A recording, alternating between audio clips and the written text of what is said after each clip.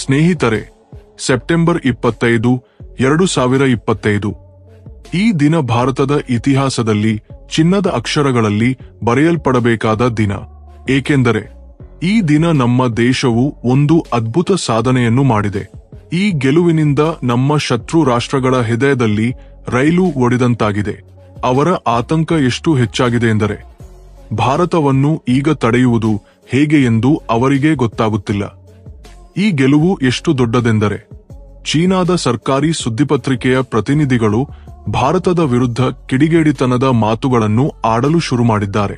ಅಷ್ಟೇ ಅಲ್ಲ, ಒಂದು ಹೆಜ್ಜೆ ಮುಂದೆ ಹೋಗಿ ವಿಶ್ವಸಂಸ್ಥೆಯಲ್ಲಿ ಭಾರತದ ವಿರುದ್ಧ ವೀಟೋ ಹಾಕುವುದಾಗಿಯೂ ಧಮಕಿ ಹಾಕಿದ್ದಾರೆ. ಅವರಿಗೆ ಎಷ್ಟು ಭಯವಾಗಿದೆ ಎಂದರೆ ಬಹಿರಂಗವಾಗಿಯೇ ಧಮಕಿಗಳಿಗೆ ಇಳಿದಿದ್ದಾರೆ.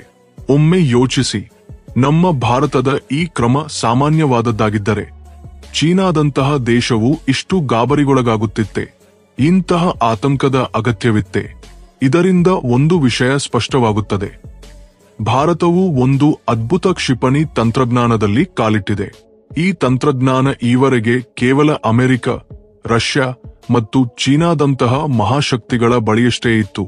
ಈ ಹೊಸ ಬೆಳವಣಿಗೆಯ ಹಿಂದಿನ ಸತ್ಯವನ್ನು ಈ ವಿಡಿಯೋದಲ್ಲಿ ತಿಳಿಯೋಣ. ಆದರೆ ಮುಂದೆ ಹೋಗುವ ಮೊದಲು ದಯವಿಟ್ಟು ಈ ವಿಡಿಯೋಗೆ ಲೈಕ್ ಮಾಡಿ, ಅಲ್ಲದೆ ನಮ್ಮ ಚಾನೆಲ್ಗೆ ಸಬ್ಸ್ಕ್ರೈಬ್ ಮಾಡಿಕೊಳ್ಳಿ. ಈಗ ಮುಖ್ಯ ವಿಷಯಕ್ಕೆ ಬರೋಣ.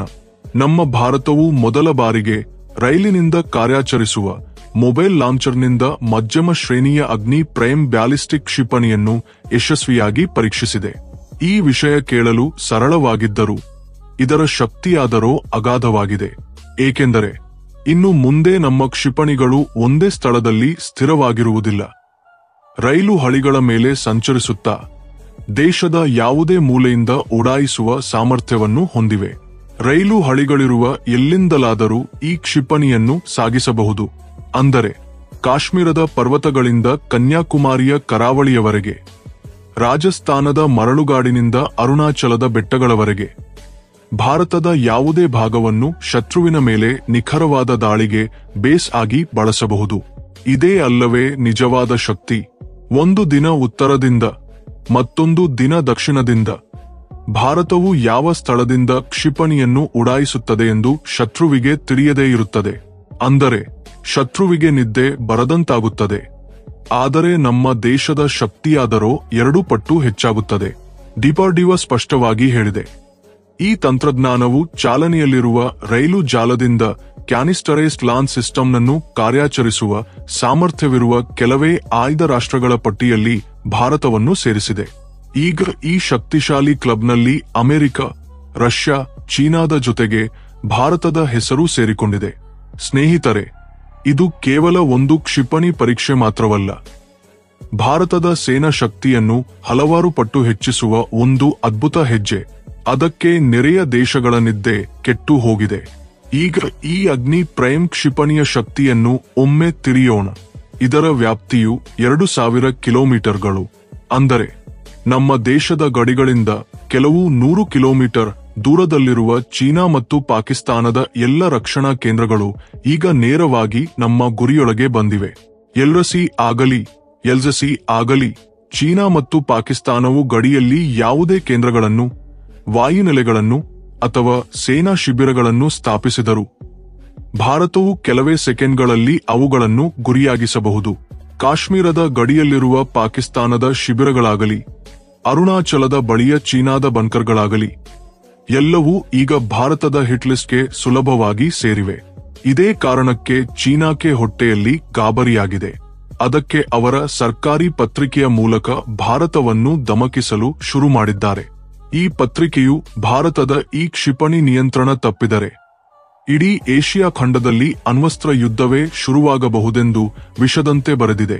ಸ್ನೇಹಿತರೆ, ನಿಜವಾಗಿಯೂ ಅವರಿಗೆ ನಮ್ಮ ಕ್ಷಿಪಣಿಗಿಂತಲೂ ಭಾರತದ ಪ್ರಗತಿಯೇ ಹೆಚ್ಚು ಭಯವನ್ನುಂಟು ಮಾಡಿದೆ.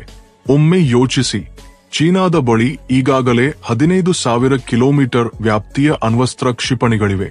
ಆದರೆ ಭಾರತವು ಕೇವಲ 2,000 ಕಿಲೋಮೀಟರ್ ವ್ಯಾಪ್ತಿಯ ಅಗ್ನಿ ಪ್ರೈಮ್ ಕ್ಷಿಪಣಿಯನ್ನು ಪರೀಕ್ಷಿಸಿದಾಗಲೇ ಚೀನಾಕ್ಕೆ ಬೆವರುವಿಕೆ ಶುರುವಾಗಿದೆ. ಅಂದರೆ ಅವರ ನಿಜವಾದ ಭಯವು ಭಾರತದ ವೇಗವಾಗಿ ಬೆಳೆಯುತ್ತಿರುವ ಸೇನಾ ಶಕ್ತಿಯ ಬಗ್ಗೆಯೇ. ಚೀನಾದ ವಿದೇಶಾಂಗ ಸಚಿವಾಲಯದ ಪ್ರತಿನಿಧಿ ಲಿನ್ ಜಿಯಾನ್ ಮತ್ತು ಅವನ ಸಹೋದ್ಯೋಗಿ ಗುವೋ ಜಿಯಾಕುನ್ ಧಮಕಿಯ ಧಾಟಿಯಲ್ಲಿ ಭಾರತದ ಕ್ಷಿಪಣಿ ತಂತ್ರಜ್ಞಾನವು ಇನ್ನೂ ಅಭಿವೃದ್ಧಿ ಹೊಂದಿದ ದೇಶಗಳಿಗಿಂತ ಹಿಂದೆ ಇದೆ.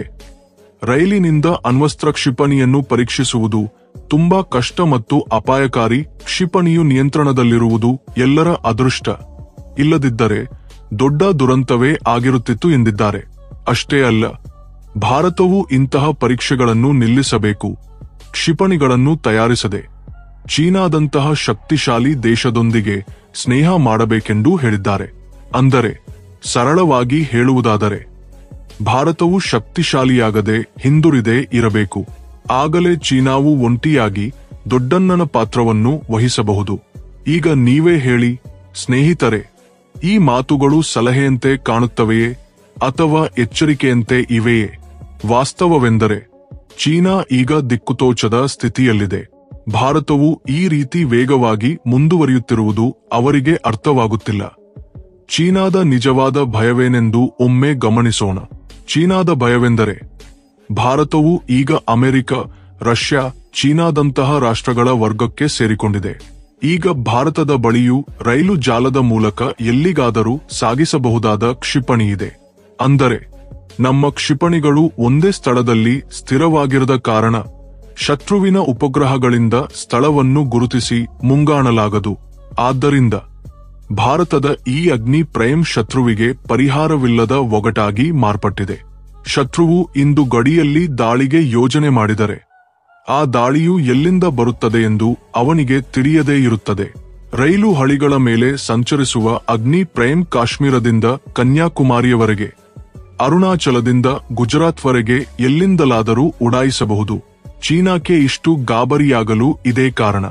ಇಲ್ಲದಿದ್ದರೆ 15,000 ಕಿಲೋಮೀಟರ್ ವ್ಯಾಪ್ತಿಯ ಕ್ಷಿಪಣಿಗಳಿರುವ ದೇಶಕ್ಕೆ ಭಾರತದ 2,000 ಕಿಲೋಮೀಟರ್ ವ್ಯಾಪ್ತಿಯ ಕ್ಷಿಪಣಿಗೆ ಏಕೆ ಭಯವಾಗಬೇಕು? ನಿಜವಾದ ಕಾರಣವೆಂದರೆ ಭಾರತವು ಸಾಧಿಸಿರುವ ತಾಂತ್ರಿಕ ಪ್ರಗತಿ ಮತ್ತು ಸ್ವಾವಲಂಬನೆ. ಸ್ನೇಹಿತರೆ, ಇದು ಹೊಸ ವಿಷಯವೇನಲ್ಲ. ಭಾರತವು ಅಗ್ನಿ ಸರಣಿಯ ಕ್ಷಿಪಣಿಗಳನ್ನು ಪರೀಕ್ಷಿಸಿದಾಗಲೆಲ್ಲ ಪಾಕಿಸ್ತಾನದಿಂದ ಬದಲಾಗಿ ಮೊದಲು ಚೀನಾದಿಂದಲೇ ಪ್ರತಿಕ್ರಿಯೆ ಬರುತ್ತದೆ.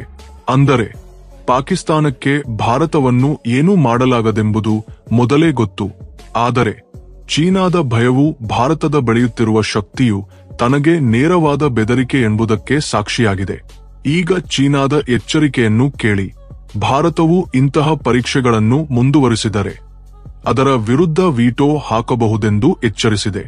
ಆದರೆ ನಿಜವಾದ ಪ್ರಶ್ನೆಯೆಂದರೆ ಭಾರತದ ಪ್ರಗತಿಯನ್ನು ಯಾವ ವೀಟೋ ತಡೆಯಬಹುದೇ? ಖಂಡಿತವಾಗಿಯೂ ತಡೆಯಲಾರದು. ಭಾರತದ ಈ ಕ್ರಮವು ಕೇವಲ ಒಂದು ಕ್ಷಿಪಣಿ ಪರೀಕ್ಷೆ ಮಾತ್ರವಲ್ಲ. ಭಾರತವು ಈಗ ಯಾವುದೇ ಸನ್ನಿವೇಶಕ್ಕೂ ಸಿದ್ಧವಾಗಿದೆ ಎಂಬ ಸ್ಪಷ್ಟ ಸಂದೇಶವನ್ನು ಶತ್ರುಗಳಿಗೆ ಕೊಟ್ಟಿದೆ.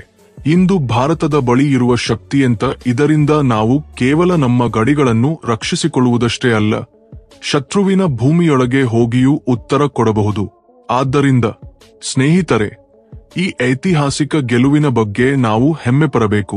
ಈ ಗೆಲುವು ಕೇವಲ ಡಿಬಾರ್ದಿವ ಅಥವಾ ಸೇನೆಯದ್ದು ಮಾತ್ರವಲ್ಲ, ಪ್ರತಿಯೊಬ್ಬ ಭಾರತೀಯನದ್ದು ಕೂಡ. ಏಕೆಂದರೆ ನಮ್ಮ ವಿಜ್ಞಾನಿಗಳು ಮತ್ತು ಸೈನಿಕರು ರಾತ್ರಿ ಹಗಲು ಶ್ರಮಿಸಿದ್ದರಿಂದಲೇ ನಾವು ಶಾಂತಿಯಿಂದ ಮಲಗಬಹುದು. ಸ್ನೇಹಿತರೆ, ಈ ರೀತಿಯ ತಾಂತ್ರಿಕ ಗೆಲುವಿನಿಂದ ಭಾರತದ ರಕ್ಷಣಾ ರಫ್ತಿಗೆ ದೊಡ್ಡ ಲಾಭವಿದೆ. ಭಾರತವು ಈಗ ರೈಲು ಆಧಾರಿತ ಮೊಬೈಲ್ ಲಾಂಚರ್ನಂತಹ ಆಧುನಿಕ ಕ್ಷಿಪಣಿ ತಂತ್ರಜ್ಞಾನವನ್ನು ಅಭಿವೃದ್ಧಿಪಡಿಸಿರುವುದನ್ನು ವಿಶ್ವವು ಕಾಣುವಾಗ ಇತರ ದೇಶಗಳು ನಮ್ಮ ಶಸ್ತ್ರಾಸ್ತ್ರಗಳನ್ನು, ಕ್ಷಿಪಣಿ ವ್ಯವಸ್ಥೆಗಳನ್ನು ಖರೀದಿಸಲು ಆಸಕ್ತಿ ತೋರಿಸುತ್ತವೆ. ವಿಶೇಷವಾಗಿ ತಮ್ಮ ಭದ್ರತೆಯನ್ನು ಹೆಚ್ಚಿಸಿಕೊಳ್ಳಲು ಬಯಸುವ ಆದರೆ ದುಬಾರಿ ಅಮೆರಿಕನ್ ಅಥವಾ ರಷ್ಯನ್ ಕ್ಷಿಪಣಿಗಳನ್ನು ಖರೀದಿಸಲಾಗದ ದೇಶಗಳು. ಅಂದರೆ ಈ ಪರೀಕ್ಷೆಯ ನಂತರ ಭಾರತವು ತನ್ನ ರಕ್ಷಣೆಯನ್ನು ಬಲಪಡಿಸುವುದಷ್ಟೇ ಅಲ್ಲ, ಕ್ಷಿಪಣಿಗಳು ಮತ್ತು ರಕ್ಷಣಾ ಸಾಮಗ್ರಿಗಳ ಮಾರಾಟದ ಮೂಲಕ ಅಂತಾರಾಷ್ಟ್ರೀಯ ಮಾರುಕಟ್ಟೆಯಲ್ಲಿ ತನ್ನ ಸ್ಥಾನವನ್ನು ಗಟ್ಟಿಗೊಳಿಸುತ್ತದೆ. ಇದರಿಂದ ದೇಶದ ಆರ್ಥಿಕತೆ ಮತ್ತು ರಕ್ಷಣಾ ಕ್ಷೇತ್ರ ಎರಡೂ ಬಲಗೊಳ್ಳುತ್ತವೆ. ಆದ್ದರಿಂದ ಈ ದೊಡ್ಡ ಸಾಧನೆಗಾಗಿ ಕಾಮೆಂಟ್ ಬಾಕ್ಸ್ನಲ್ಲಿ ಜೈ ಹಿಂದ್ ಎಂದು ಬರೆದು ಡಿಬಾರ್ಡ್ಯೂಗೆ ಅಭಿನಂದನೆ ತಿಳಿಸಿ. ಈ ವಿಡಿಯೋಗೆ ಇಷ್ಟವಾದರೆ ಲೈಕ್ ಮಾಡಿ. ಇಂತಹ ಇನ್ನಷ್ಟು ತಿಳುವಳಿಕೆಯ ವಿಡಿಯೋಗಳಿಗಾಗಿ ಈಗಲೇ ನಮ್ಮ ಚಾನೆಲ್ಗೆ ಸಬ್ಸ್ಕ್ರೈಬ್ ಮಾಡಿಕೊಳ್ಳಿ. ಜೈ ಹಿಂದ್.